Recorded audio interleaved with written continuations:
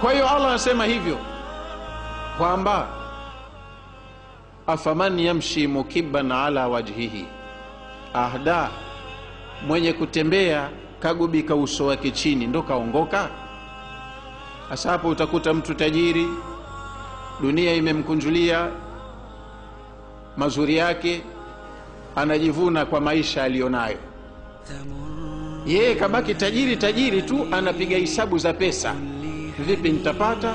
Vipi nitakwepa hasara? Vipi ninaweza nikaongeza mtaji? Vipi mfuko utatononoka? Nitaongezaje aseti zangu? Kaona yeye dunia ni hivyo tu, anatoka nje ya lengo. Kaletwa hapa kwa ajili ya ibada, lakini yeye akipiga hisabu za kuwa vipi nitapata, vipi nitaongeza, huku haangalii upande wa ibada yeye kwamba vile anavyoenda ni sawa, ndivyo alivyotakiwa. Haangalii.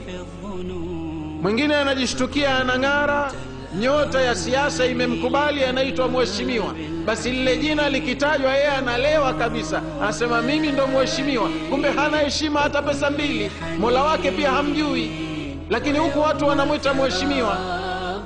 Mwingine ana hili, mwingine ana hili, anatembea uso wake uko chini, haoni vinginevyo vitakavyohitajika baadaye, anaona vya hapa alipo tu.